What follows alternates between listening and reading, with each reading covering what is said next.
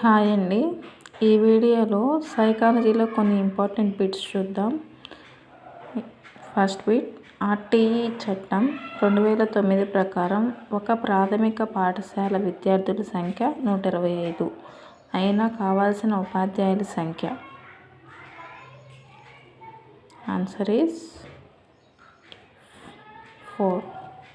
5 ఉపాధ్యాయులు ఉండాలి.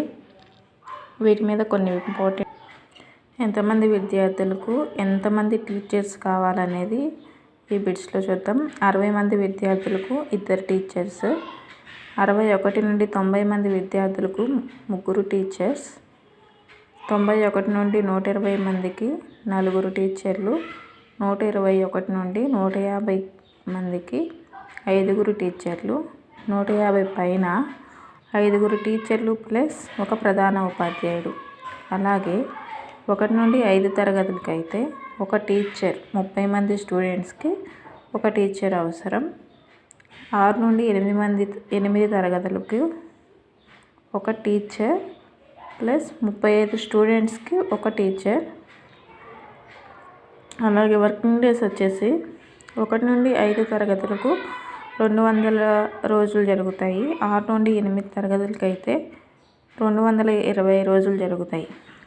అవర్స్లో 1 నుండి 5 తరగతులకు 800 అవర్స్, 6 నుంచి 8కి 1000 అవర్స్, ఆ పైన 1200 అవర్స్. నెక్స్ట్ బిట్, కింది వానిలో గౌణ అవసరం. ఆప్షన్ 1 ఆహారం, 2 గుర్తింపు, 3 నిద్ర, 4 నీరు. గౌణ అవసరం ఆప్షన్ 2 గుర్తింపు. కింది వానిలో స్మృతిని పెంచేది. ఆప్షన్ 1 దమనం, 2 అనుపయోగం, 3 అవరోధం, 4 ప్రేరణ. స్మృతిని పెంచేది ఆప్షన్ 4 ప్రేరణ. శిరపాదాభిముఖ వికాసం అంటే అనుదైర్ఘ్య పద్ధతిలో శిరస్సు నుండి పాదాభిముఖంగా జరుగుతుందా, పాదం నుంచి శిరస్సు వైపు జరుగుతుందా, శిరస్సు నుండి పాదాలతో ఒకేసారి జరుగుతుందా, పాదాల్లో ఒకేసారి జరుగుతుంది. శిరస్సు పరిమాణంపై ఆధారపడుతుంది. ఇందులో కరెక్ట్ ఆప్షన్ ఈస్ అనుదైర్ఘ్య పద్ధతిలో శిరస్సు నుండి పాదాభిముఖంగా జరుగుతుంది. శిరపాదాభిముఖ వికాసం. నిర్మాణాత్మక మదింపు నందు స్లిప్ టెస్ట్కు ఇవ్వవలసిన భారత్వం. ఆప్షన్ 1 10 మార్కులు, ఆప్షన్ 2 20 మార్కులు, ఆప్షన్ 3 25 మార్కులు, ఆప్షన్ 4 15 మార్కులు.